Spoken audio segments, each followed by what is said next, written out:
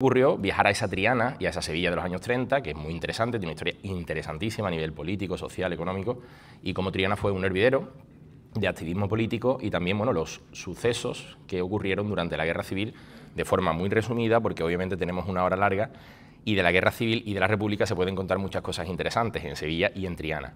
Pero tenemos un tiempo limitado, yo me voy a ceñir a lo que yo creo que en 1 hora y cuarto es más interesante para contar, y aparte, la historia es infinita, obviamente, pero una historia, si nos remontamos a los años 30, a una etapa, me refiero, en la que todavía queda gente, que hay testimonios orales, que eso es lo más interesante, ¿no? Porque obviamente no es que no todo esté en los libros, es que en los libros lo que tenemos es una mínima parte de lo que ocurrió, y esos testimonios orales, cuando se muere la gente, pues se muere su memoria. Cuando una persona se muere, no solamente se muere esa persona, se muere todos sus recuerdos. Y esos testimonios orales, esos testimonios que todavía están presentes en las personas, pues se van a ir borrando, y ya os digo que hablar de la Segunda República, de la Sevilla republicana y de la Triana republicana o de la Guerra Civil, a día de hoy nosotros tenemos un conocimiento que dentro de unos años, conforme vaya muriendo esa generación, pues esa generación, ¿no? que obviamente que ya quedan muy pocos, ¿no? Pero quiero decir que es una etapa en la que a día de hoy todavía tenemos testimonios que nos pueden contar, mi tita Amparo me contaba ayer, por ejemplo, que mi abuela, que su madre, le contó de un trianero, que ahora después hablaremos, os pongo un ejemplo, ¿no? que mataron por una serie de motivos que después veremos.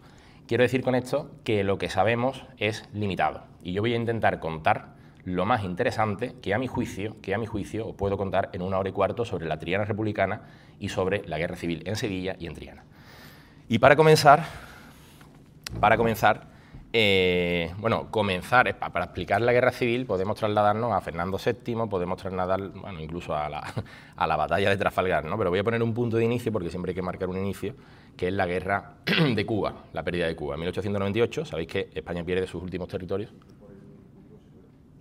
¿Se escucha poco? Perdón. ¿Se me escucha mejor? No sé si el volumen... Ahora se escucha mejor, ¿verdad? Vale, les pido disculpas. Pues les decía que en 1898 se pierde, como bien sabéis, los últimos territorios de ultramar de España, que fueron Cuba, Puerto Rico y Filipinas. Y diréis, ¿esto tiene que ver con la Guerra Civil? Pues tiene que ver. Tiene que ver porque España entra en un periodo de decadencia absoluto. Y tiene que ver porque en ese momento, al comienzo del siglo XX, hay una corriente en España que se llama el regeneracionismo, que básicamente la generación del 98, que nosotros llamamos generación del 98, tuvo un intento de regenerar España a través de ideas, a través también de impulso económico y de que España se revitalizara después de esa devastación que supuso para España la pérdida de Cuba y Filipinas. Esta persona que veis... Perdón, un segundito, que se me ha quedado pillado. Perdón. Porque, no sé...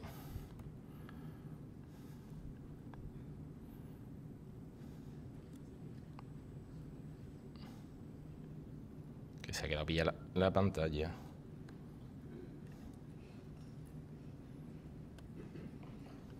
Les pido disculpas, un segundito.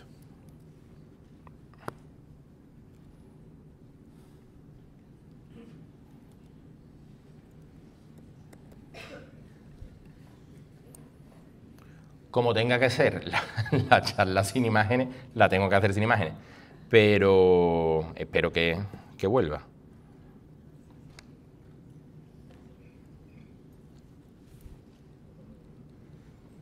No sé si es del cable.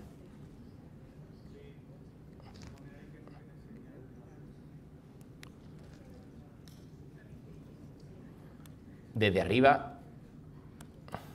Vale. Hombre, yo espero no tener que hacerla sin... Ah, vale.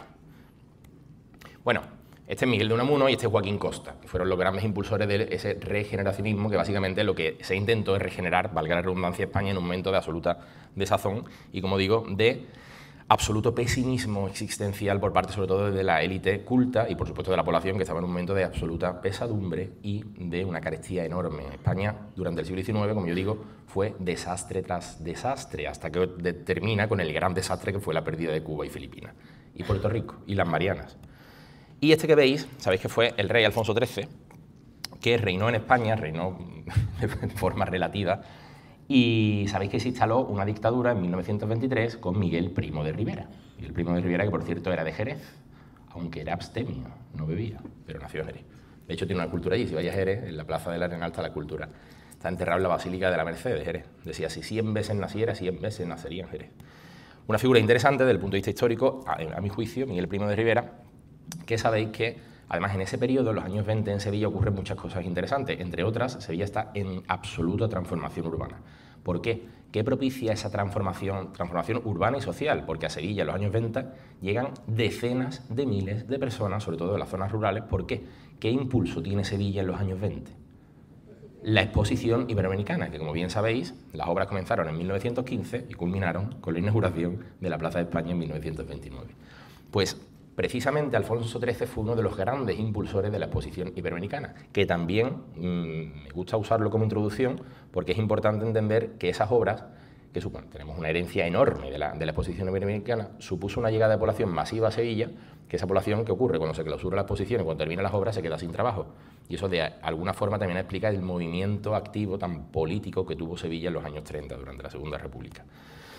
Esto es una imagen, esta imagen es anterior a la República, es de finales del siglo XIX, que refleja de alguna forma también cómo era esa Triana, como ha comentado Joaquín, esa Triana que era un barrio humilde, pobre, donde había muchísimos problemas de vivienda, problemas económicos, y Alfonso XIII se enfrenta a uno de los problemas que había en España, es la pobreza. Eso es indudable, eso es importante entender, en los años 20.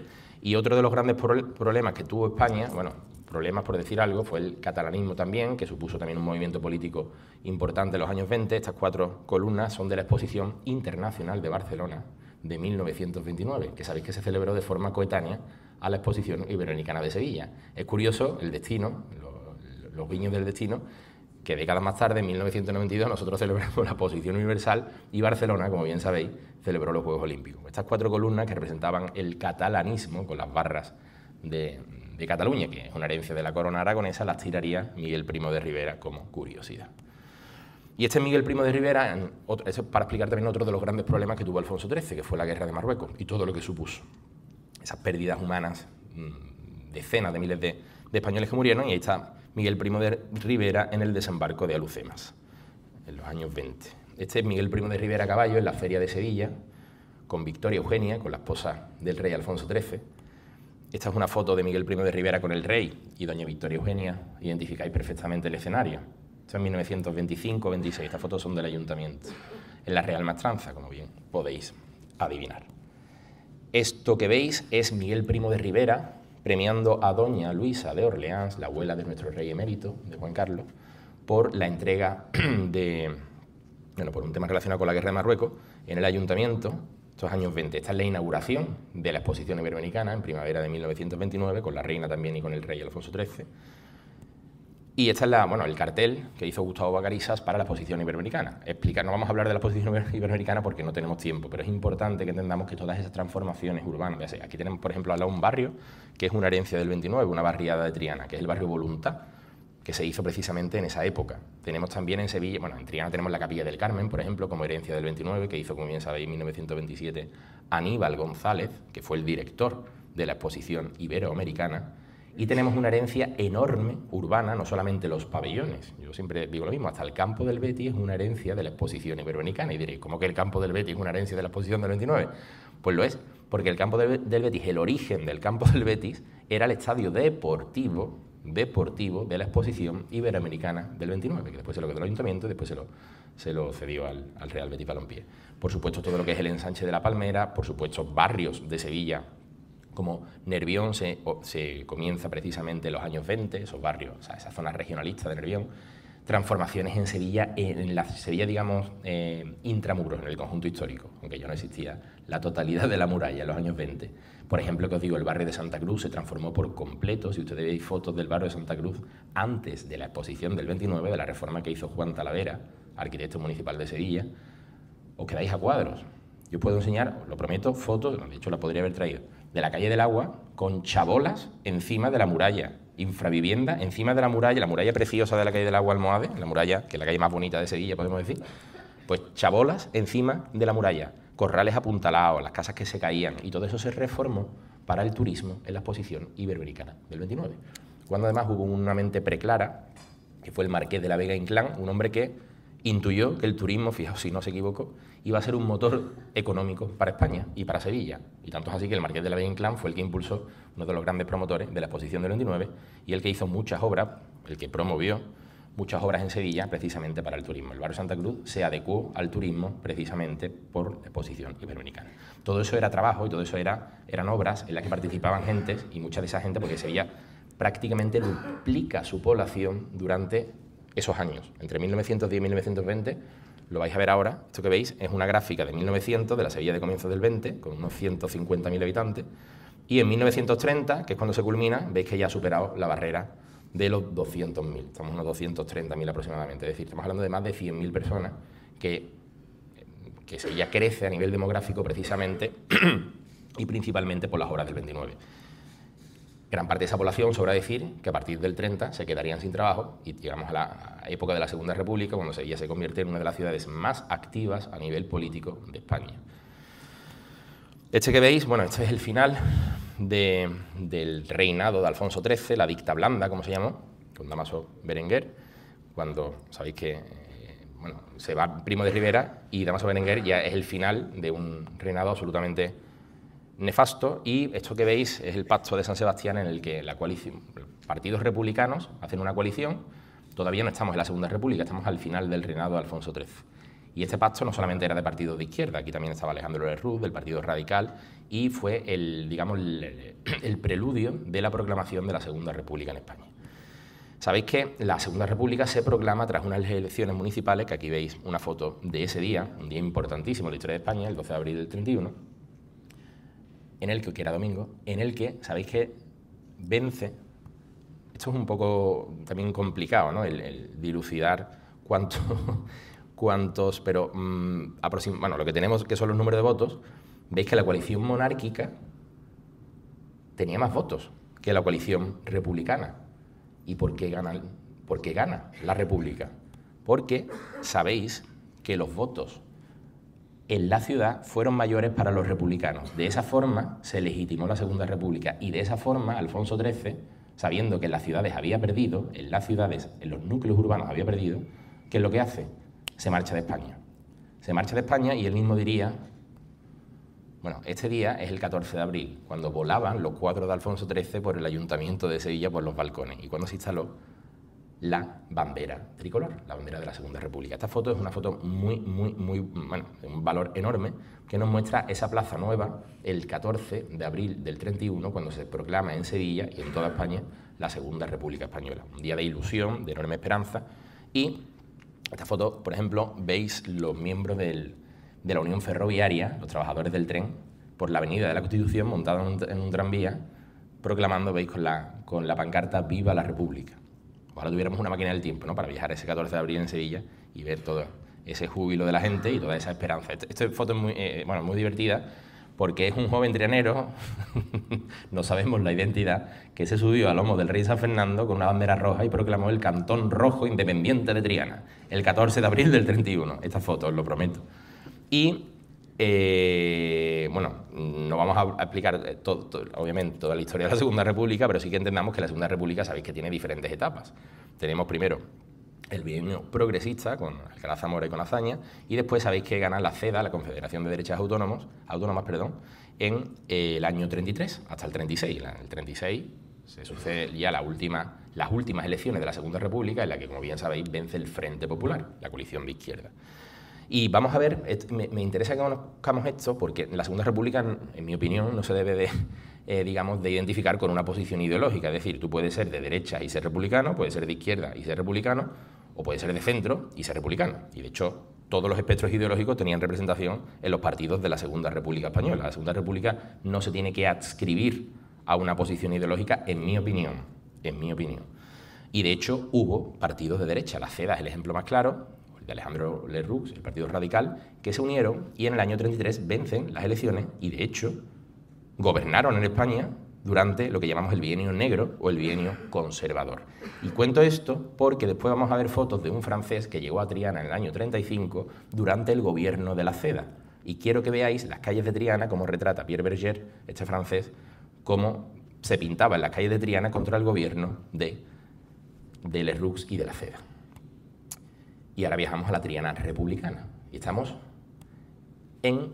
Bueno, esta foto que veis, esto es una maravilla, es una ortofoto de los americanos en el año 44. Los americanos hicieron 2 grandes vuelos en Sevilla, bueno, en Sevilla, en España. Y esta foto es durante la Segunda Guerra Mundial, cuando los americanos sobrevuelan España y hacen como lo que a día de hoy sería el Google Maps, pero hace casi un siglo, en el año 44, hace 80 años. Y precisamente lo que estáis viendo es Triana en el año 1945, para ser exacto, porque esta ortofoto es del 45. Esto que veis es el conjunto histórico de Triana y esto es la antigua Cava. Perdón.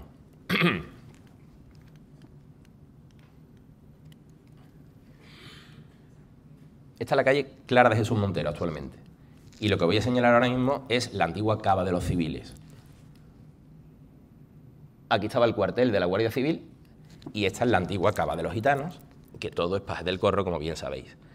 Este edificio que veis aquí es José María del Campo, el colegio Reina Victoria, que se llama Reina Victoria por la reina Victoria Eugenia, y que podéis adivinar que en época de la República se le dejó el nombre de la reina Victoria Eugenia.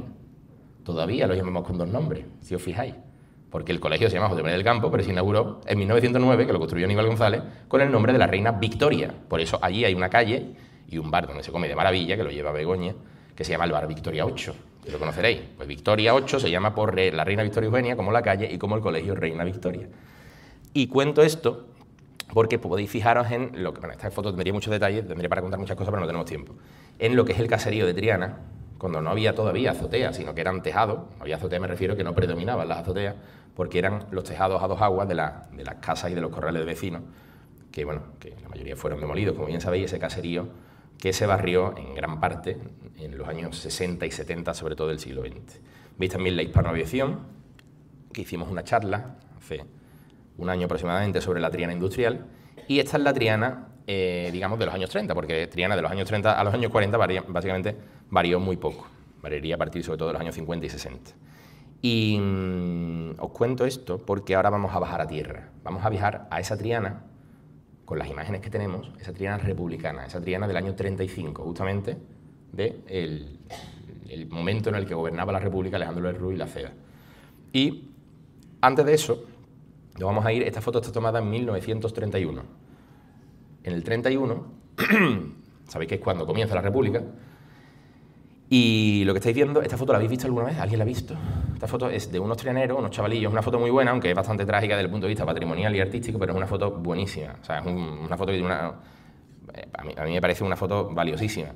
Y son chavalillos de Triana, bueno, que están llevando el qué, una imagen de un San Antonio que venía de la capilla Jovellano. Estos chavales vienen de saquear la iglesia de Jovellano, de la calle Jovellano, la iglesia de San José, de los carpinteros que se llama, que está en la calle Jovellanos. Eso ocurre en el año 31. Es decir, ya hubo asalto a algunos templos en el año 31 y esta foto que veis, por ejemplo, es del año 1932, durante la Segunda República, no es de la Guerra Civil. En la Guerra Civil se quemaron cantidad de iglesias, como bien sabéis, pero esta foto es, ¿alguien identifica qué templo? No es Triana. Es San Julián, que arde el 8 de abril del 32.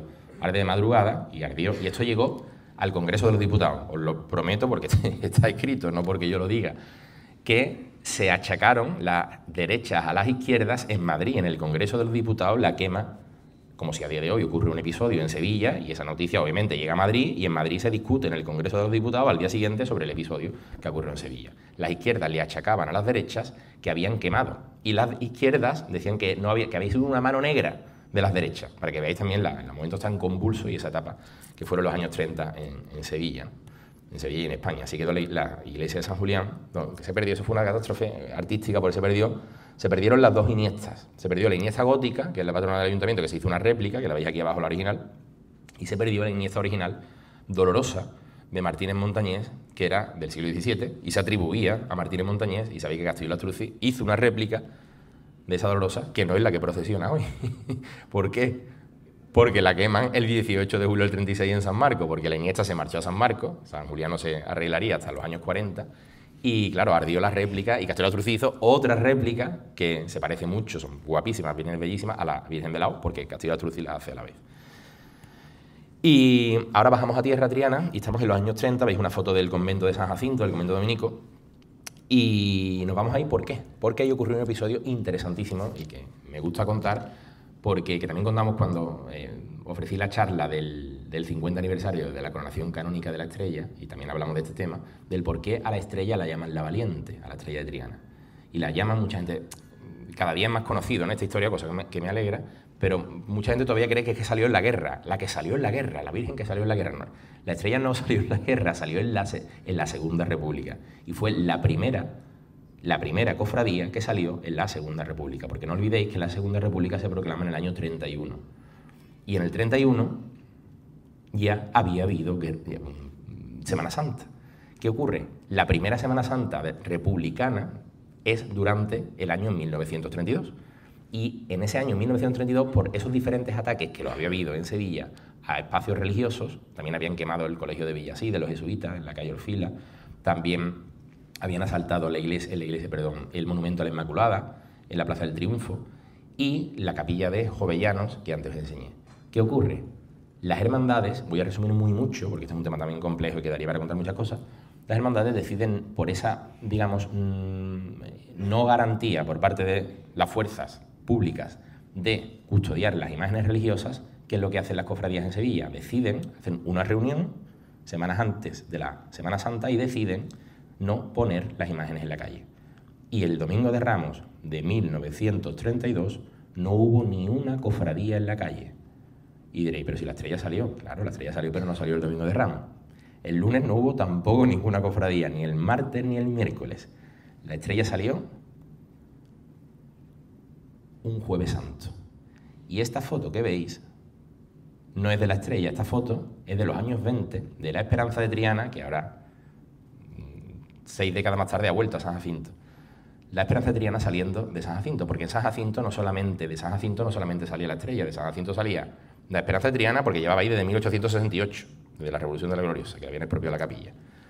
La Esperanza de Triana, ¿qué otras hermandades radicaban en San Jacinto?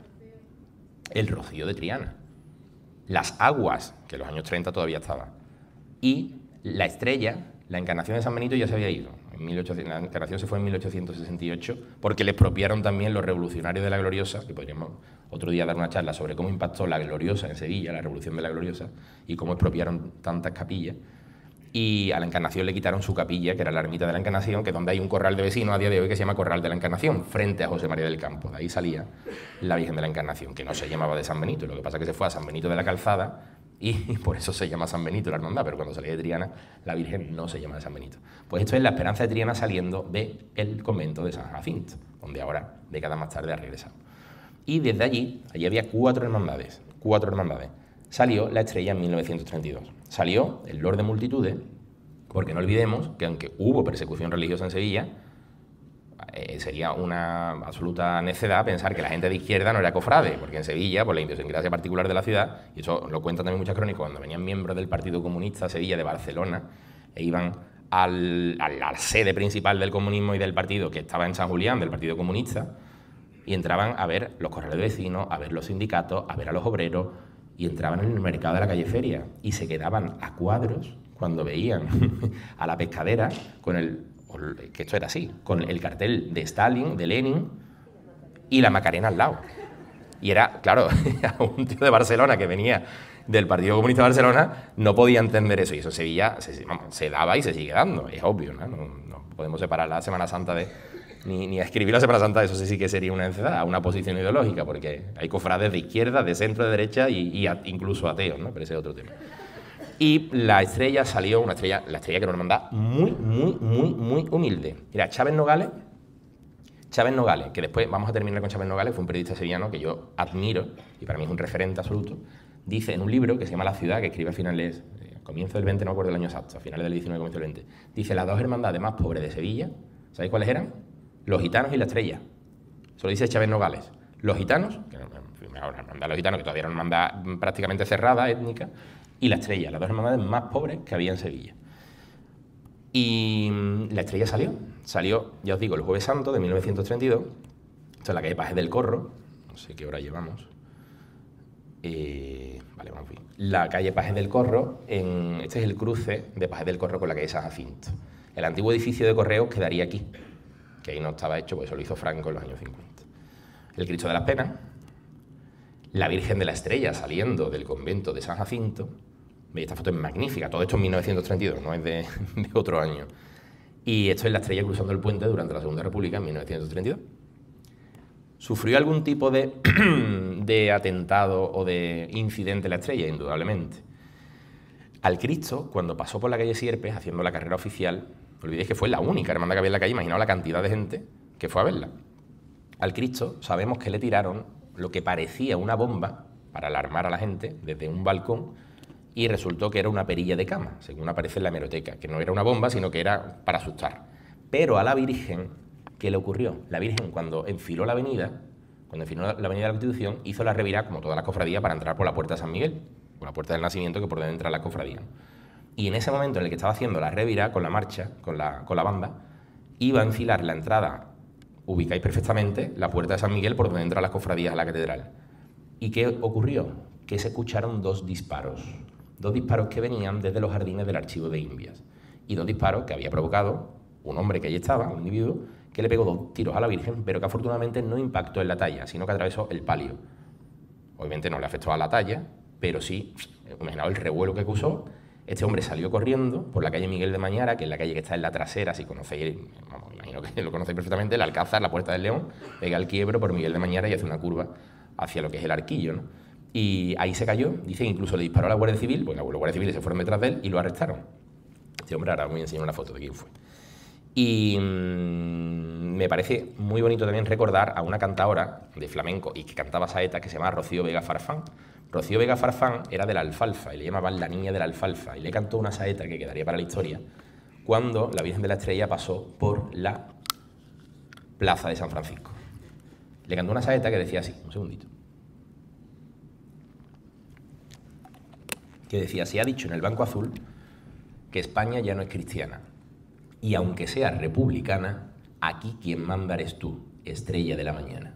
Eso se la cantó a la Virgen, pasando el palio de la estrella por la plaza de San Francisco. Y esa saeta incluso está grabada. Si ustedes buscáis en YouTube, salida extraordinaria de la estrella 1932, el archivo de Canal Sur tiene registrada la voz de esta mujer cantándole, no en directo, pero que la grabaría más tarde, obviamente, a la estrella, esa saeta histórica. Y este que veis es el que le pegó Emiliano González, que era de Ciudad Real, no era de Sevilla, y que vivía en San Juan de Alnafarache, y que fue el que le pegó los tiros a la estrella. Aquí lo tenéis. No vamos a enjuiciar ni a ese presentismo, no vamos a juzgar tampoco el pasado. Es verdad que bueno, había mucho analfabetismo, gente también desarraigada, porque muchos de los que quemaban iglesias pensamos, incluso en la Macarena, que no vivían en la Macarena ni que eran de fuera. Eso lo decían los vecinos, lo que digo de los testimonios orales. Que no los conocían, muchos de los que... Y después vamos a ver también qué pasó en Triana. Porque el 18 de julio del 36, cuando se desata la Guerra Civil, aquí ocurren en Triana cosas muy interesantes que vamos a tratar también. Esto que veis es una imagen de esa Sevilla, de los años, en este caso de los años 40, pero me sirve porque no hubo transformaciones urbanas prácticamente entre los años 30 y 40. Es decir, es la misma ciudad, Sevilla se ensancha a partir, sobre todo, de los 60 y la ciudad, si viajásemos a la Sevilla de los años 30 desde un avión, ¿vale? Lo que veríamos esto, veríamos el conjunto histórico, la ciudad intramuros, y veis que hay ya una serie, perdón, es que si no, no se me escucha, de barriadas periféricas. Veis como Nervión se está planteando, esto, repito, es años 40, no es años 60. Veis también el arrabal de Triana con las huertas que todavía subsisten en ese momento. Veis que el barrio León, y aquí se había hecho, pero el barrio León se hace precisamente, ¿en qué época? Se hace en los años 30. Y veis también en la zona de la Vega de Triana cómo hay población. En la Vega de Triana había una... Bueno, eso no duró, esto duró hasta la AIP, pues realmente. Es decir, Sevilla tenía un cinturón de infraviviendas, aparte de los corrales de vecinos que había tanto en el centro como en Triana como en la Macarena, un cinturón de infraviviendas donde vivía mucha gente en unas condiciones literalmente de extrema pobreza. Ya no hablamos de los corrales de Triana que había pobreza, o de los corrales de la Macarena. Hablamos de los que vivían fuera, es decir, los que estaban fuera de los arrabales, que los había. O, por ejemplo, lo que era Amate. Amate en los años 30 y 40, que era una ciudad sin ley. No la Amate actual, que se construye en lo que son los pisos de los años 60, sino la ciudad de Amate, que hay fotos incluso, que aquello cuentan que allí no entraba ni la policía. Es decir, pensamos que esa gente, mucha de esa gente que vivía desarraigada en unas condiciones absolutamente extremas de necesidad, con analfabetismo absoluto, pudieron ser, en parte, los que provocaron esa... pero bueno, esto es un tema también complejo de tratar. Pero que había mucha necesidad en esa Sevilla, es lo que quiero mostrar. Esta es otra vez la foto que antes he enseñado, y esto es bajar a tierra. Porque esto que estáis viendo es una foto de Pierre Berger, que fue un francés, un documentalista, un hombre interesantísimo, fue antropólogo, etnógrafo, viajó por todo el mundo, él iba en bicicleta, iba retratando, cuando no había todavía Instagram ni YouTube, pero era un adelantado, iba retratando lugares, recorrió África y pasó por Andalucía en el año 35, es decir, durante el gobierno de la CEDA, durante la Segunda República Española. Y aquí veis cómo dice, ¿alguien identifica qué calle es? Esta foto es una maravilla. ¿Alguien identifica cuál calle? La calle Favier. Es la calle Favier, es la curva que hace Favier. Si nosotros siguiéramos por ahí, a la derecha, llegamos a la pastelería famosísima de Manujara, y a la derecha está el bar asturiano, que está muy bien. Por los bares siempre nos guiamos muy bien.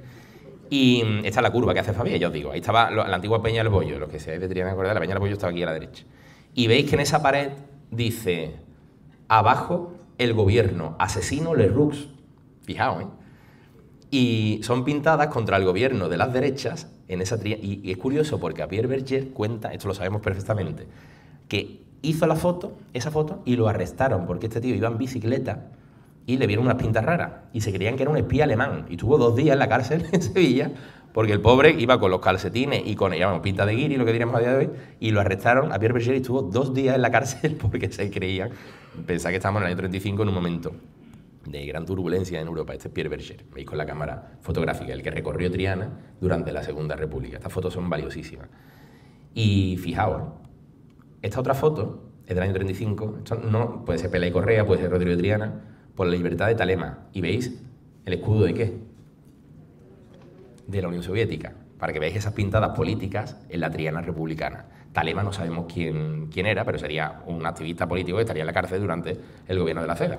Un tío que estaba en la cárcel, lo que pasa es que no tenemos, yo desde luego no lo he encontrado quién era ese Talema, pero sería un preso, muy posiblemente político. Y bueno, aquí veis, esto es una maravilla, eso es Pela y Correa, identificáis perfectamente porque está en el rótulo. ¿Veis? Dice contra la pena de muerte, y veis con el puño en alto, esto es una taberna de la calle Pela y Correa en el año 35. Una foto, ya os digo, todas de Pierre Berger, valiosísimas. Y esto es una maravilla. Esto sí lo identificáis porque esto es la torre de la parroquia de Santana.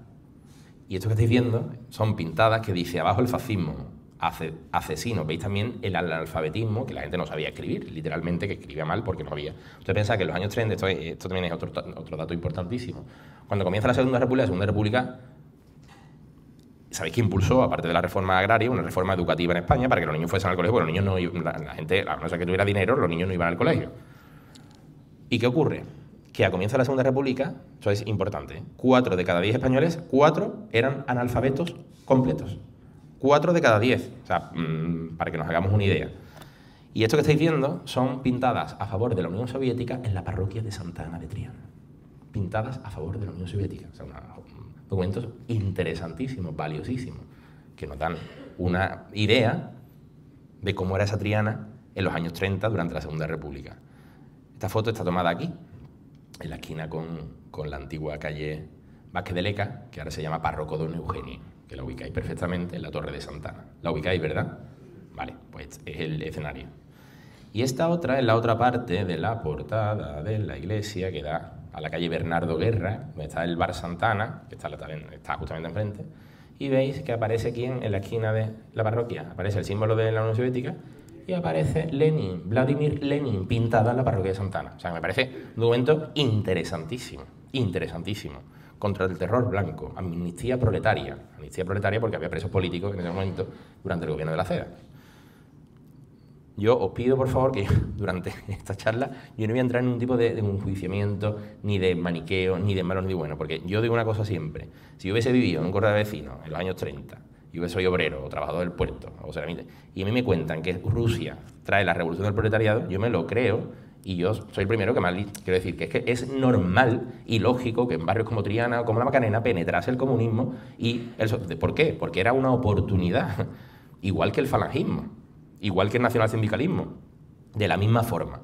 Que en ese momento todavía el camino no se veía, era el inicio, ¿no? Después vimos lo que pasó, tanto con los comunistas como con los fascistas, pero en ese momento eran ventanas de ilusión y de oportunidad para la gente, y es completamente lógico cómo en Triana penetra el comunismo y penetra el socialismo, o en la Macarena, porque era gente que vivía en una miseria absoluta y era una oportunidad con una Unión Soviética que en ese momento era como un idealismo de hecho, vamos a ver carteles, viva Rusia, ¡Viva Rusia! Pues claro, es que es lógico pensarlo.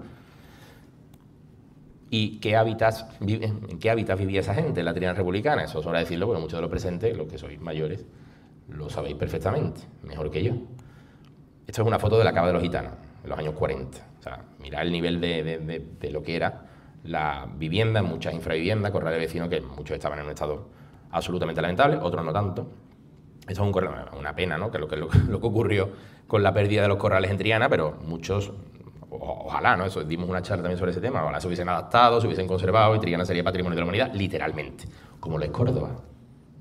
Córdoba, los patios de Córdoba, que si Triana hubiese conservado todos los patios y todos los corrales, le echaba la pata a Córdoba, y no por meter en Córdoba ni muchísimo menos, porque Córdoba es una ciudad a la que tengo un enorme cariño. Córdoba es la ciudad con más número de catalogaciones mundial del mundo, tiene 4, y uno de ellos son los patios. Si Triana hubiese conservado todos los corrales y los patios, pensad lo que sería Triana a día de hoy. Pero bueno, no vamos a entrar ahora en ucronías que hubiese pasado así, ¿no? Y lo que estáis viendo es un corral de vecinos, en los años 40, que es donde vivía la gente, la mayor parte de la gente. También había gente rica en Triana, no creamos que todo el mundo era pobre en Triana, pero eran los menos, obviamente. Pero también había ricos, y lo vamos a ver después, ¿eh? Había gente que trabajaba y que eran empresarios y que vivían en Triana, había casas palacios, que Triana no solamente era un barrio de pobres, pero la mayor parte de la población era obrera. Tanto trabajadores del puerto, areneros, ceramistas, y esa gente vivía en este tipo de hábitats. Y repito, los que sois mayores no hace falta que yo lo explique porque lo sabéis mejor que yo. Y este es el Corral Montaño, en Triana, en Paje del Corro, efectivamente. Esto es la calle Castilla. Y esto es una imagen de un edificio que seguramente identifiquéis. Mi madre y mi tita, que están aquí, lo identifican plenamente porque nacieron aquí, literalmente. ¿Sabéis qué corral es este? El corral no existe, pero se mantuvo, afortunadamente, la fachada regionalista, que es preciosa. Es el antiguo corral de la Parra. Este corral aparece en crónicas del siglo XVI en Sevilla, el corral de la Parra de Triana. Y ese corral se demuele en los años 70, cuando Alfonso Jaramillo construye allí lo que son los pisos que hay dentro. Pero lo que es la fachada se conserva, la fachada es del siglo XX, no es del siglo XVI ni mucho menos. Y es otro corral histórico que desapareció en Triana. Pues ahí vivía la gente. Esto es la calle Juan Romero, cuando todavía San Jacinto conservaba algunos pórticos. Mi tita Amalia todavía le dice a esta calle, esta es la calle Jesús de las Penas, Cristo de las Penas actualmente, donde está la grande.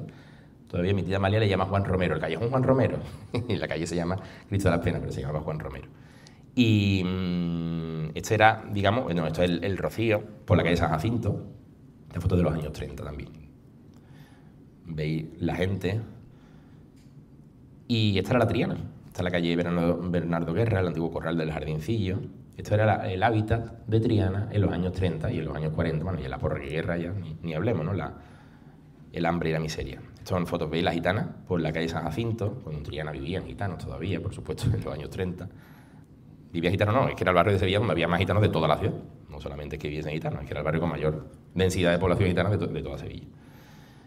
Veis con el burro, con la angarilla, cruzando pues esta era la Triana de los años 30, un barrio donde había mucha necesidad, mucha carencia, también mucha solidaridad, también mucha dignidad, pero que era un barrio donde se sufría y había realmente carestía, y eso es indudable. Era un barrio muy humilde.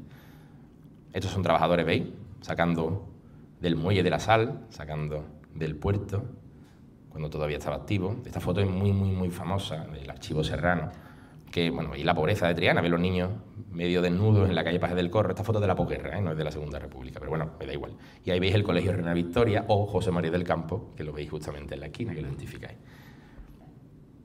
Y las ideas, como digo, yo entiendo perfectamente que en los barrios obreros la gente se ilusionase con esas ideas que llegaban desde Rusia, como, ¿veis? Esto es una foto, por ejemplo, de Madrid en los años 30. ¡Viva Rusia! Claro, ¡viva Rusia! Es que me van a arreglar la vida, ¿no?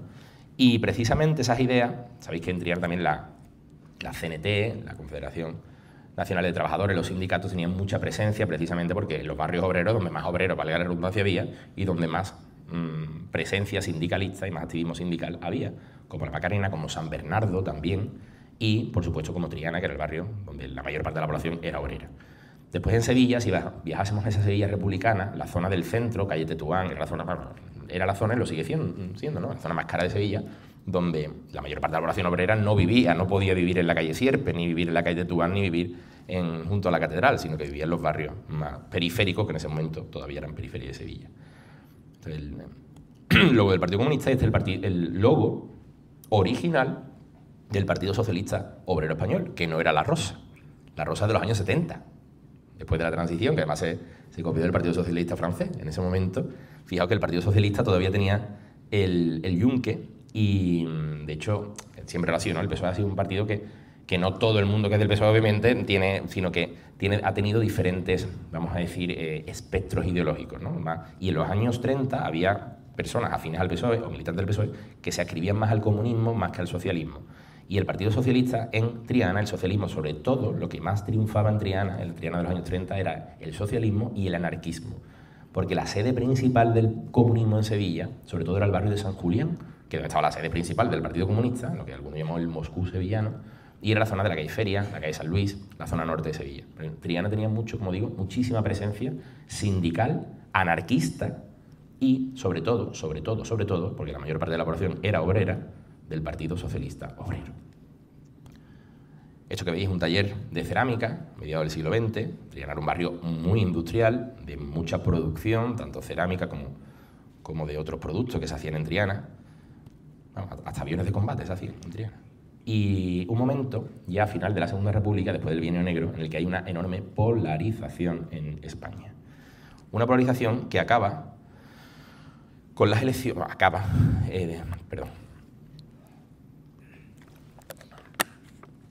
que se refleja, me refiero, en las elecciones de febrero del 36, las últimas elecciones de la Segunda República. En ese momento, tanto las derechas como las izquierdas coalicionan. Coalicionan de forma que solamente quedó un pequeño espectro de centro, que lo vais a ver ahora, y esa polarización, bueno, esto veis fotos de la Sevilla de los años 30, mueran los fascistas, no queremos Semana Santa, que es buenísimo esto, ¿eh? No queremos Semana Santa, queremos pan y trabajo. Fijaos. Y de nuevo los símbolos del Partido Comunista, estos años 30. Y el Frente Único, un frente nacional de las izquierdas en el que coalicionan y van a las elecciones. Y esas elecciones, sabéis que son el preludio de lo que fue la Guerra Civil en febrero del 36, y sabéis que ganó el Frente Popular. Ganó el Frente Popular, no por mucho, aquí veis lo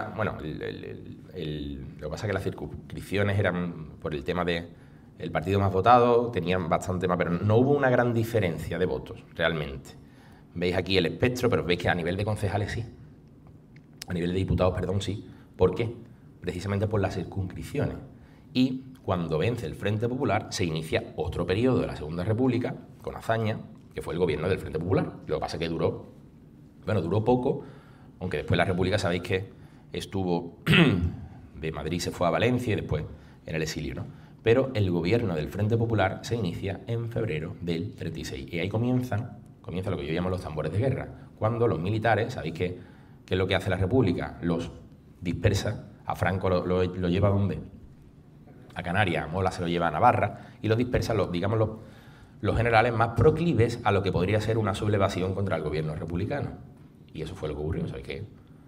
Franco lo destinan a Canarias, sabéis que allí después el dragón Rapide lo llevaría al norte de África. Y esta foto es una maravilla absoluta. A mí es que esta foto, de verdad, me parece que debería ser portada de un libro.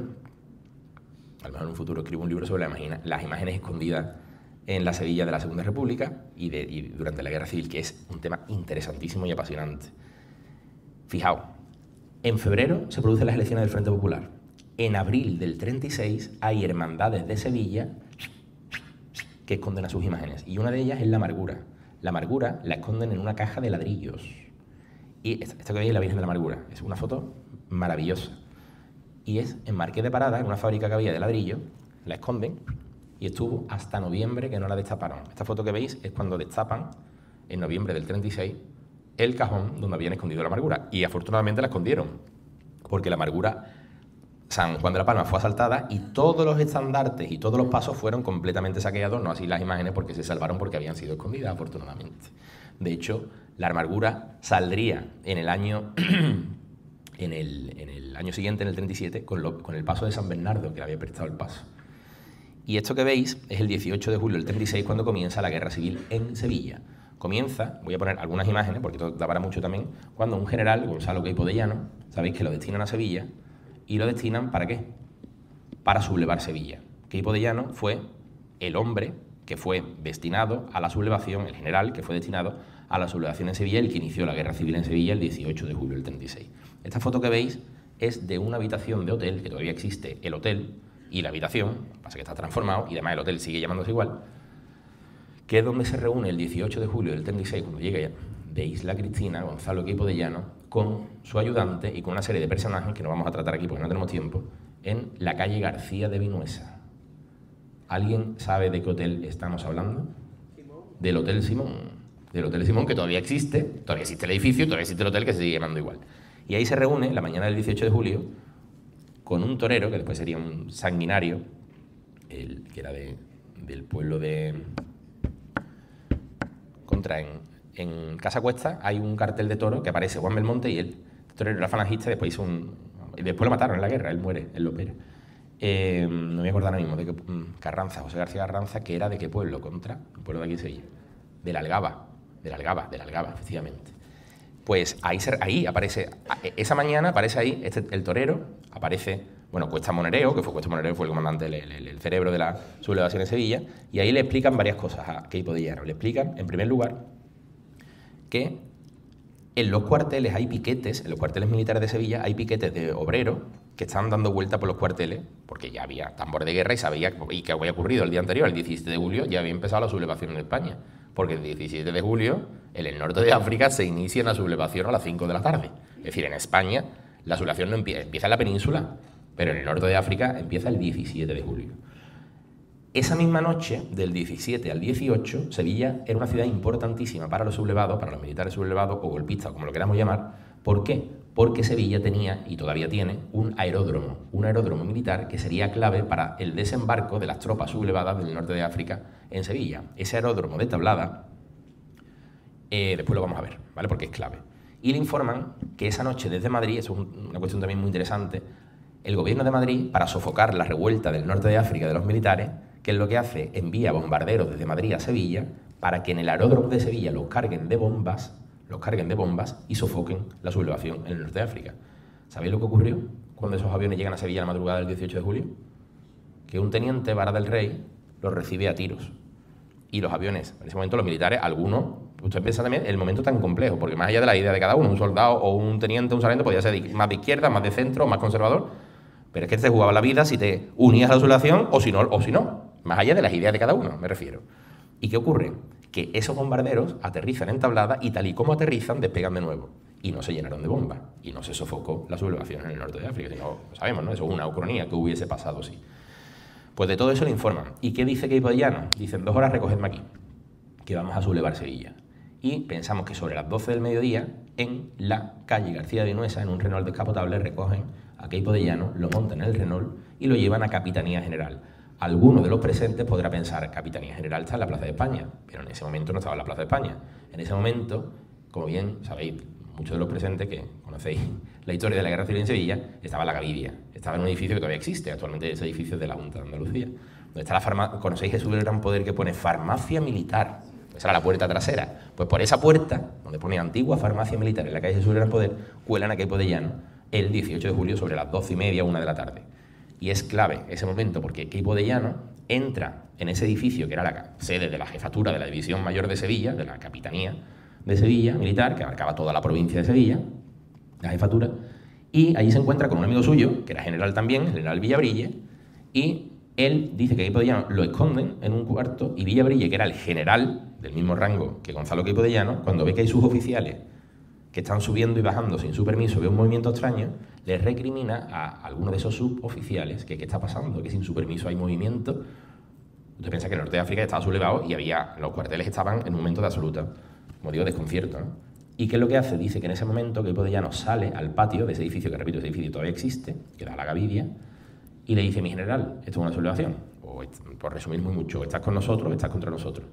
¿Y qué dice Villabrille? ¿Se subleva o no se subleva? No se subleva. Dice que le había jurado lealtad a la República y que él no se subleva. Y le ordena Queipo de Llano a un cabo, con una pistola, le dice, si este señor sale de la puerta, le pegas un tiro a la cabeza. Y ahí toma, digamos, la rienda de la sublevación Queipo de Llano, arenga a los militares, que algunos militares, a los soldados, el miedo que tendrían, Dice, bueno, ¿me sublevo o no me sublevo? Más allá del, ya os digo, de las ideas, que es que no me importa la idea de cada uno. Me importa el momento, el entender que si tú podías ser de izquierda y no estar a favor de una sublevación contra la República, o tú podías ser soldado o podías ser de derecha, pero decir, bueno, es que si me uno, si esta gente triunfan, va a ir bien, pero si esta gente falla en la sublevación, a mí me van a fusilar. O al contrario. O si no me uno, me van a fusilar, pero es que si me uno también me pueden matar. O sea, imaginaos el desconcierto por parte sobre todo de los soldados y también de los oficiales, ¿no? Que muchos dirían, más allá de las ideas, te estás jugando la vida y es una decisión que tienes que tomar de apuntarte o no a la sublevación. Este edificio que veis ahora se ha rehabilitado. Es que hay muchas cosas interesantes, pero tenemos, como digo, un tiempo limitado. Son las 9:30 ya. Este edificio se conserva en parte, se conserva la capilla. Lo que estáis viendo, identificáis, esto es la calle Jesús del Gran Poder, el inicio de la calle Jesús del Gran Poder, ¿vale? Lo que veis es la capilla de San Hermenegildo, que se acaba de rehabilitar, que era una capilla originalmente de los jesuitas del siglo XVII, y eso era un colegio jesuita, que era el colegio de San Hermenegildo. Como los jesuitas los echan de España en 1767 por Carlos III, ese edificio se convirtió ¿en qué? En un cuartel militar, que se llama el cuartel de Soria 9 o cuartel de San Hermenegildo. Ese cuartel, aquí veis fotos, es donde se inicia Queipo de Llano, porque ahí firma el bando de guerra, con mecanografía su ayudante lo que le dicta, y ese bando de guerra estipula que Sevilla está en guerra a partir de aproximadamente mediodía, de las 2 de la tarde. Ahí se firma el bando de guerra y es donde Queipo de Llano inicia la guerra civil en Sevilla. Estas son fotos del interior. Esta foto, ya os digo, esto se demolió desgraciadamente, no así el Capitanía, que todavía existe, de la Junta, pero el edificio del cuartel de San Hermenegildo, desafortunadamente, en los años 60 tuvieron la genial idea de demolerlo completamente, solo dejó la capilla, solo se quedó la capilla, para hacer una plaza que se llama la Plaza de la Concordia. Esa plaza de granito y de chinos, muy sesentera, que está entre el Duque y la Gavidia. ¿Os ubicáis? Vale, pues esa plaza ocupa el espacio que había ocupado el cuartel militar donde Queipo de Llano inició la guerra civil. Y por esa puerta que daba, que veis aquí, ahí veis, ahí pone todo por la patria, lo que pasa es que no se ve de aquí. Esa puerta se veía desde la Plaza Nueva, desde la Plaza del Duque, me refiero. Y los soldados empezaron a salir por ahí, aproximadamente unos 60 soldados. Esos soldados se dirigen a la Campana, y en la Campana les espera la Guardia de Asalto republicana. La Guardia de Asalto era como un cuerpo militar, porque tenía rangos militares, que defendía la República, y que defendió la República. Y que en Sevilla, el primer enfrentamiento militar, puramente militar, más allá de lo que ocurrió en Tablada, es los soldados que están saliendo, dirigidos por Queipo de Llano, desde la Capitanía y desde el cuartel de San Hermenegildo, contra la Guardia de Asalto, que está en la Campana en ese momento, y que van retrocediendo y van avanzando hacia la Plaza Nueva. No voy a explicar lo que ocurre en la Plaza Nueva porque no tenemos tiempo, y hoy vamos a hablar de la Triana de la Guerra Civil y no tenemos tiempo. Podríamos hacer una charla sobre la Guerra Civil en Sevilla, pero no es el caso. Pero decir que la Guerra Civil se libró, la primera, vamos a decir, batalla entre la Guardia de Asalto y los sublevados.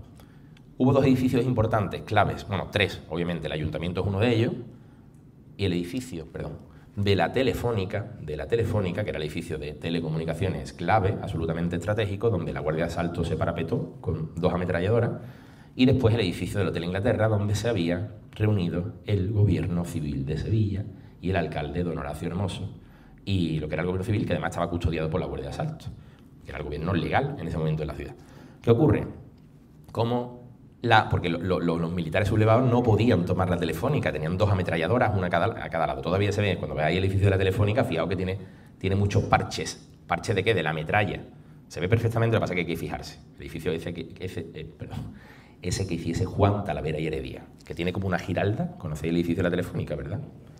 Que tiene como una giralda porque homenajea a la giralda. Pues ese edificio, ya os digo, fue clave. ¿Cómo se desestabiliza la balanza a favor de los sublevados, de los militares o de los golpistas, o como lo queramos llamar? ¿Cómo se desestabiliza? Porque desde los Bermejales, desde el cuartel de artillería de los Bermejales, llegan tropas de artillería con cañones, y esos cañones toman el edificio de la Telefónica, y después, con varios cañonazos, el Hotel Inglaterra, y apresan al gobierno civil.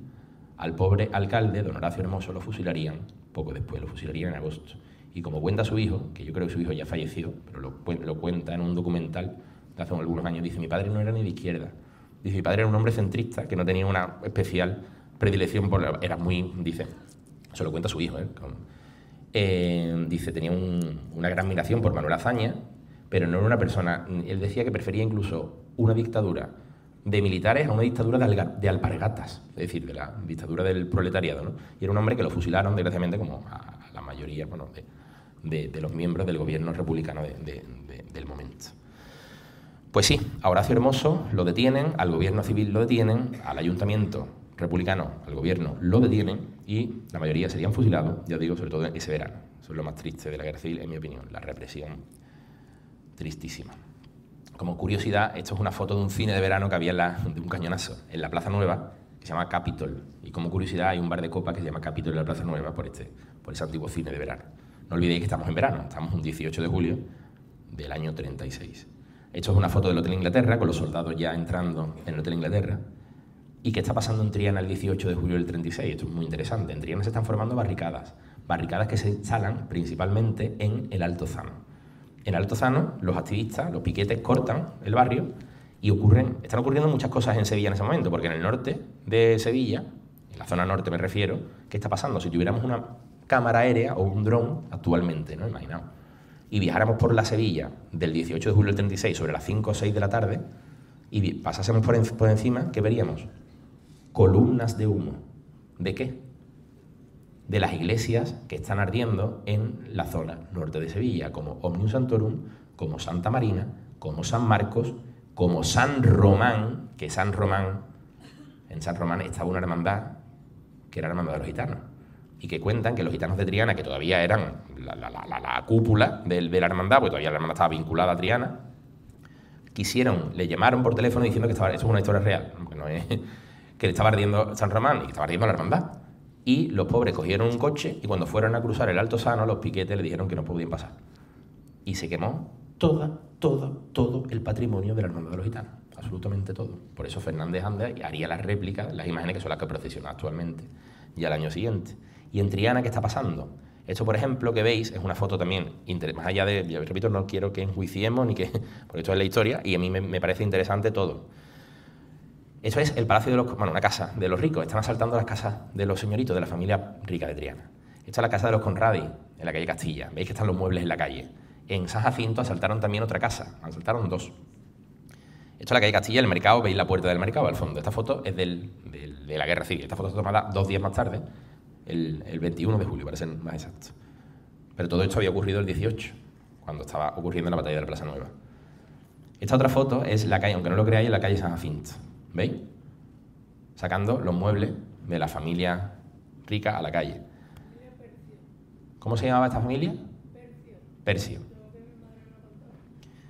O sea, si viajáramos al 18 de julio a Triana y camináramos por la calle San Jacinto, veríamos todos los muebles, todo un tranvía que lo habían quemado, que estaba completamente en medio, que lo vais a ver ahora. ¿Y qué pasa en la calle Castilla? Que hay activistas que van, gente que era de Triana incluso, y van a la iglesia de la O. O sea, dicen que Santana, eso es, repito, el valor enorme, y por eso digo, cuando van muriendo la gente, pues se pierde la memoria y se pierde. En Santana, por lo visto, hicieron entrar y los propios vecinos se opusieron. Imaginaos que muchos de ellos se conocerían. ¿Qué pasa en la O? En la O entran. ¿Y qué le pasa a las imágenes de la O? Que las mutilan, las machacan. Esta foto es del Nazareno de la O. Esta foto es del Nazareno de la O y de la Virgen de la O. La Virgen de la O, la original. Os digo la original con todo el respeto, ¿eh? No, la actual, por supuesto, la actual también original es de Castillo de Astruzzi, que la hizo después del 36, precisamente. Pero me refiero a la anterior, a la primitiva. Y esto que veis, el Nazareno, el jorobadito de la O, que cuando Castillo de Astruzzi vio las 2 imágenes, esto también me parece muy interesante, por eso lo cuento, dijo, al Nazareno lo restauro, lo rehago, pero a la Virgen no, a la Virgen hago una nueva. Y como curiosidad, esa Virgen de la O, lo que seáis de la O y estéis aquí, lo sabéis, está restaurada el busto y está en la Casa Hermandad, la antigua, que se restauró no hace tanto, hace unos 20 años, 2003, no me acuerdo del año exacto, pero a comienzos del 2000. El Nazareno Castillo de Astruzzi lo rehizo, lo rehabilitó, porque podía, pero la Virgen cuando la vio, ¿qué pasa? Esos mismos activistas, y esa historia me parece también muy bonita e interesante, fueron al Cachorro. Y en el Cachorro, un comunista, don Salvador Vázquez Dorado, el penitente, comunista que era cofrade y hermano del Cachorro, se puso con una escopeta en la puerta de la iglesia, que todavía no era basílica, que era la iglesia pequeñita, y le dijo a sus compañeros, el primero que se atreva a poner un pie en la iglesia le pega un tiro en la cabeza. Literal. y sus compañeros. Este hombre tenía que tener mucho carisma, tanto es así que después fue capataz de un montón de cofradías y fue un hombre con mucha relevancia en el mundo cofrade en Sevilla en el siglo XX.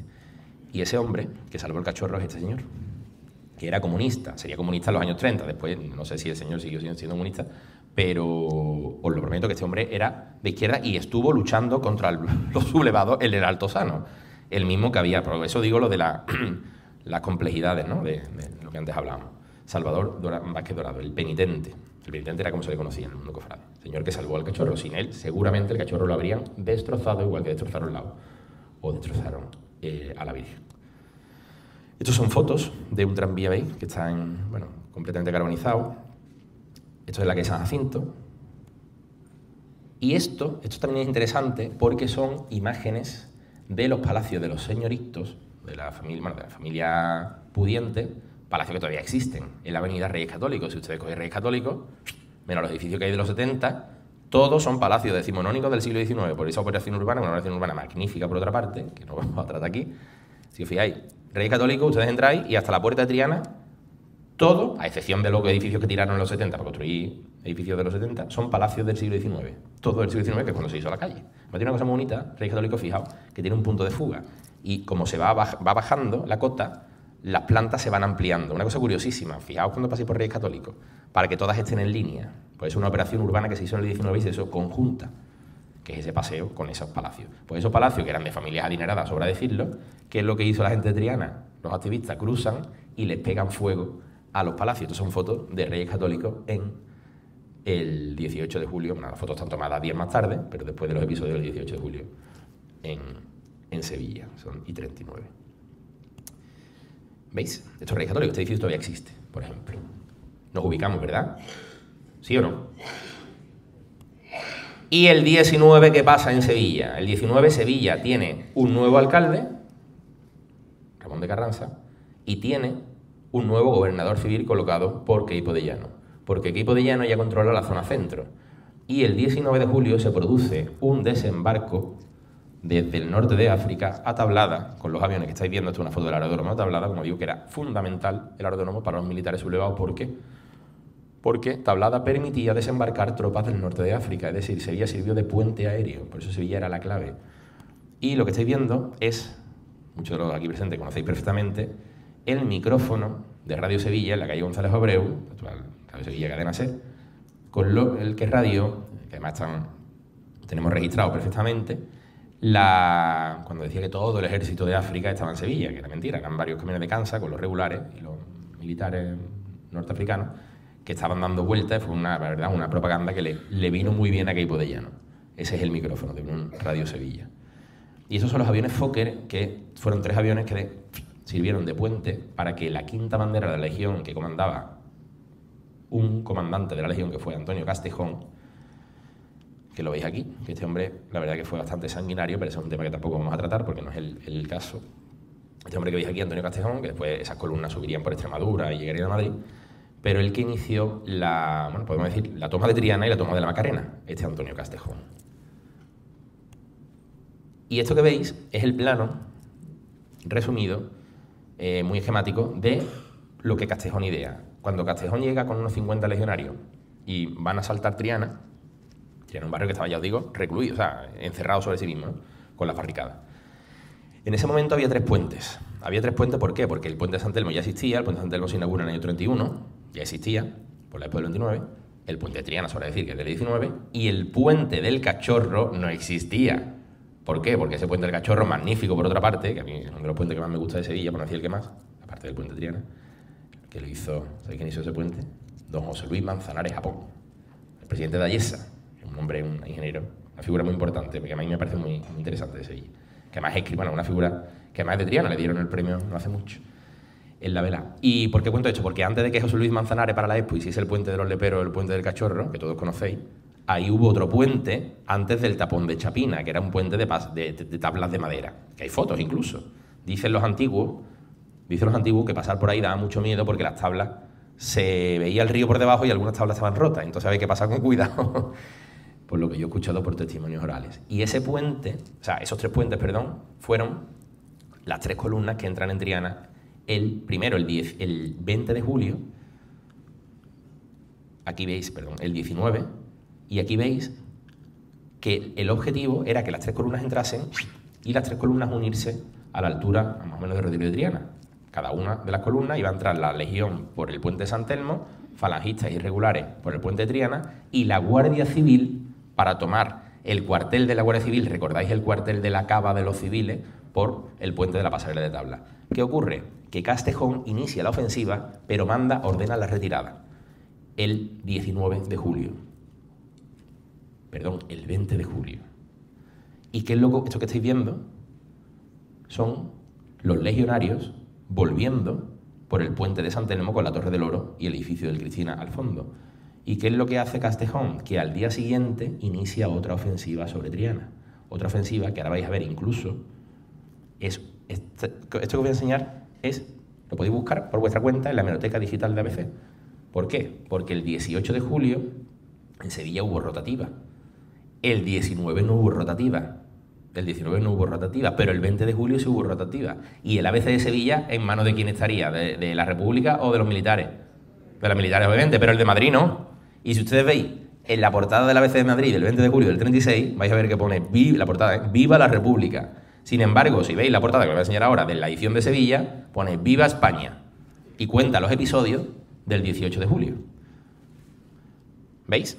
20 de julio del 36. Se lo podéis buscar por vuestra cuenta en la hemeroteca digital de ABC y lo podéis ver sin mayor problema. ¿Veis? 15 céntimos de peseta. 1936. El general Queipo de Llano se encarga de la jefatura de la división y declara el estado de guerra. Diversas manifestaciones por radio, lo que os conté, del 19. Sobre información de Madrid. El 19 es cuando ocurrió lo que digo de la radio. El 20 de julio se inicia la ofensiva sobre Triana. Y el 21 de julio es cuando se produce la ofensiva definitiva sobre Triana. Y el 22 de julio es cuando se inicia la ofensiva sobre la Macarena. Y el 23 sobre San Bernardo, y la guerra civil dura 5 días, 6 días en Sevilla. ¿Qué nos dice aquí? Fijaos en el epígrafe del centro. Lo vais a ver aquí. Una advertencia, esto es interesantísimo, ¿eh?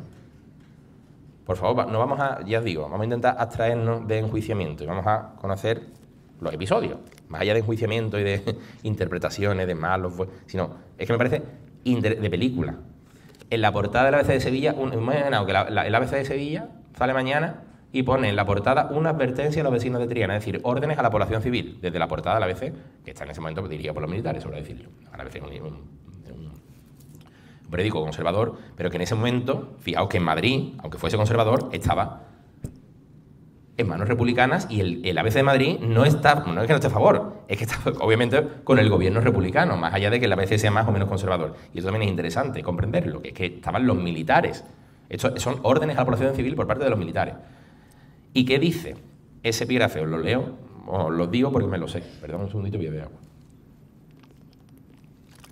Dice: dentro de un cuarto de hora a partir de esta orden deberán todos los vecinos de Triana abrir sus puertas a fin de que pueda hacerse el rápido servicio de captura de los pocos que aún disparan desde las azoteas para producir la alarma. Punto y aparte. Los hombres deberán estar en la calle, levantando los brazos en cuanto se presenten las tropas de vigilancia para dar sensación de tranquilidad y coadyuvar al mejor servicio. Punto y final. Es decir, lo que dice la portada del ABC es que el 20 de julio se va a iniciar la ofensiva por Antonio Castejón sobre Triana y que aquellos vecinos que no colaboren, que se atengan a las consecuencias. Son órdenes, repito, a la población civil. Y entraron los militares el 20 de julio, pero ya os digo que se retiran. Y el 21 es cuando Antonio Castejón, son menos 10, vaya tela, tío. Es que se me va el tiempo. El 21 inicia la segunda ofensiva y definitiva. Entran esas 3 columnas, esto que veis son cañonazos de artillería. Recordad que la maestranza de artillería estaba enfrente, donde está el Teatro Maestranza. El Teatro Maestranza que hizo don Aurelio del Pozo, un grandísimo arquitecto que todavía vive, y que mantuvo lo que es la portada de la maestranza de artillería. Si vais a cualquier concierto de la maestranza vais a ver que tiene la portada de lo que era la maestranza de artillería, donde estaban los cañones, las ametralladoras y obviamente un edificio estratégico, no, lo siguiente, el edificio más importante que lo tomaron los militares. ¿Y qué ocurre? Que esos cañonazos, aquí veis en la calle Betty, con un cañonazo de artillería desde el Paseo Marqués de Contadero, desde el Muelle de la Sal. Francotiradores en el Hotel Cristina, disparando a la gente de las azoteas de Triana que están, digamos, defendiendo el barrio, por decirlo así, ¿no?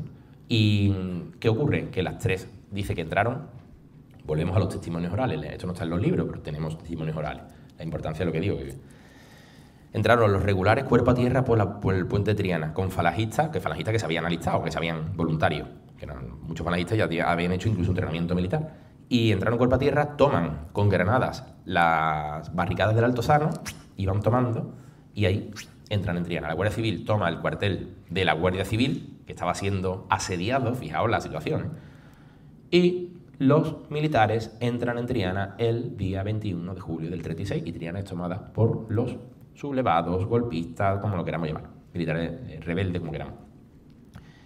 Y esta foto, que es muy curiosa y muy trágica, y es una joya también a nivel visual, más allá de, por supuesto, la tragedia que representa, esto es la violencia desencadenada en nuestras calles, todas las calles por las que pasamos a diario. Pues esto es una foto de muertos en Triana. Y no son represaliados por los militares, que después hubo tela marinera, desgraciadamente, de represión, que iban por los corredores vecinos, miembros del Partido Socialista, hasta chavales, incluso jóvenes. Bueno, la represión en Triana fue bastante cruenta, pero son muertos de derechas. Y esta foto está tomada el 21 de julio del 36. Y esto no lo digo yo, lo dice una especialista, profesora de Historia Contemporánea de la Universidad de Sevilla, que ha identificado a los muertos. Y de hecho ahora os voy a enseñar otra foto. Esto es la calle, lo identificáis, lo que sabéis de Triana, conozcáis, seguramente conozcáis el lugar. ¿Recordáis la calle Victoria que os dije antes?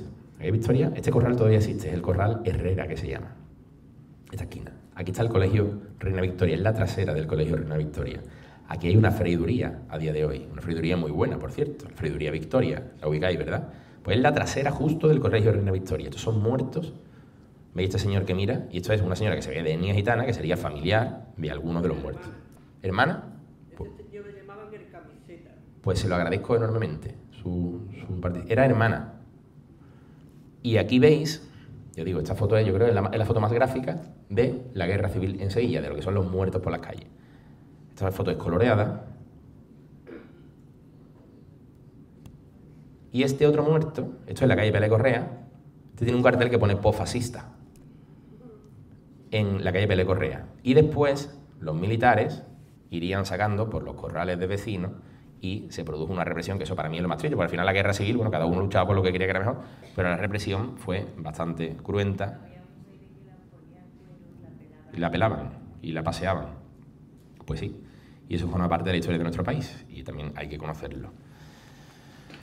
Pues sí, y esto que veis, esta foto es muy buena, no es tan trágica, es un poco más pacífica, valga, bueno, a la vista está, ¿no? Porque son banderas que representan esa rendición o señal de paz, banderas blancas que son trapos de cocina y toallas colgadas de la calle Pelay Correa. Esta es la calle Pelay Correa donde hace el recodo, Y esta foto está tomada el 22 de julio, después de la toma de Triana. Y esto que veis es una placa en el cementerio de los represaliados, de los fusilados, que hubo miles de represaliados, ¿no? Sobre todo de la Macarena y de Triana, que eran, ya digo, los barrios obreros donde había más presencia, obviamente, de las izquierdas.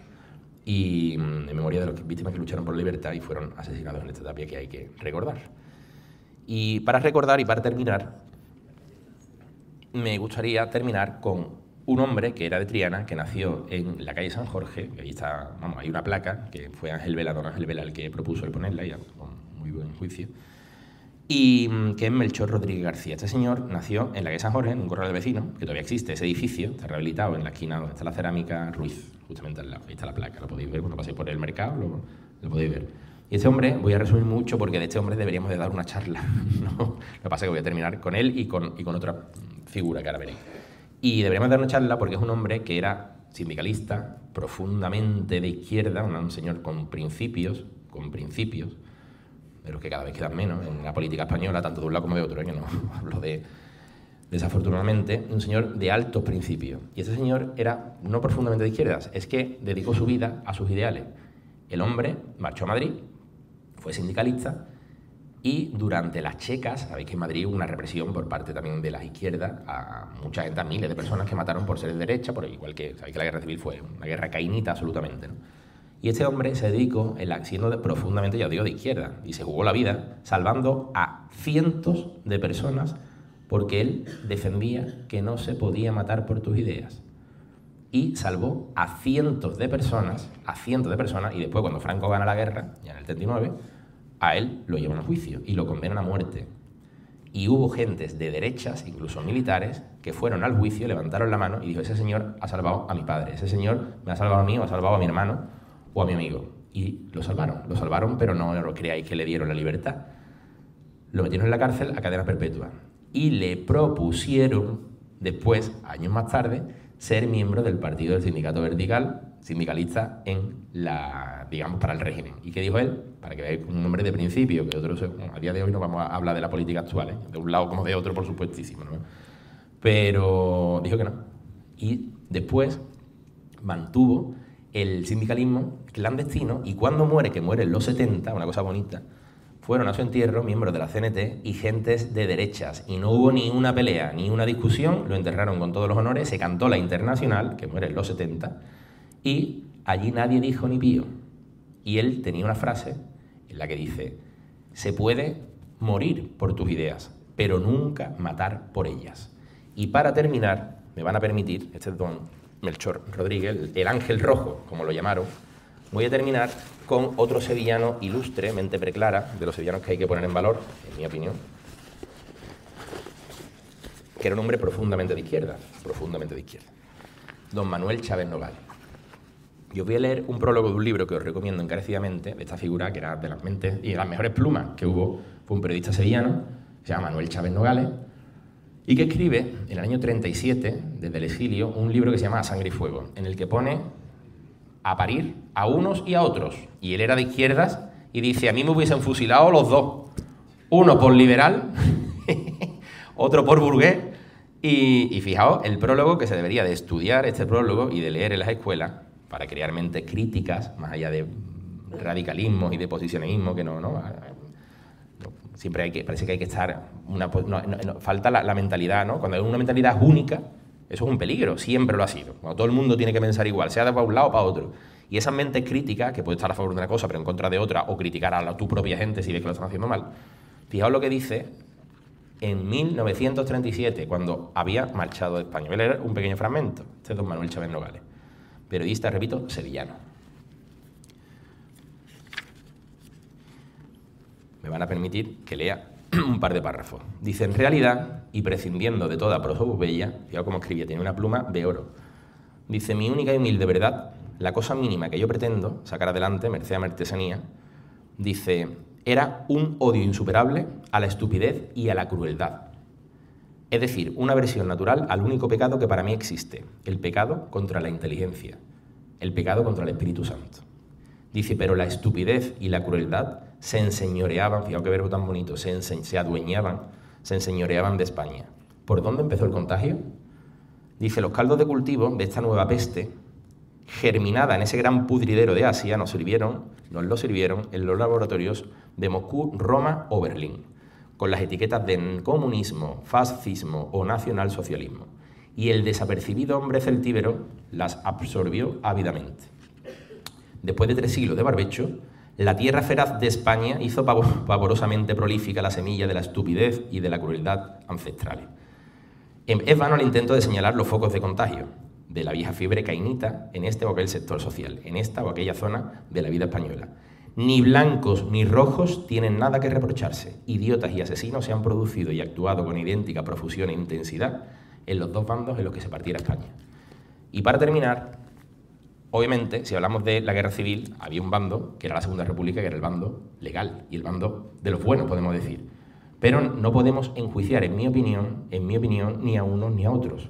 Lo que sí podemos enjuiciar, y es mi humilde opinión, es la crueldad, como bien señala Chávez Nogales, que la represión produjo tanto en un lado como en otro. Desgraciadamente hubo unos que pudieron enterrar a sus muertos y otros que no, que es indudable, y eso es indudable. Pero me gusta eso, terminar tanto con Chávez Nogales como con el ángel rojo que decía aquello porque morir por tus ideas puede ser incluso algo bonito, ¿no? Del punto de vista idealista, ha muerto pero matar por ellas jamás, jamás y jamás. Y esperemos que jamás se vuelva a repetir un episodio tan cruento como el que fue la guerra civil en España. Y espero también que hayan disfrutado con esta charla. Me alegra muchísimo que estén aquí y un auténtico placer y muchísimas gracias por vuestra atención. Muchísimas gracias. Muchísimas gracias.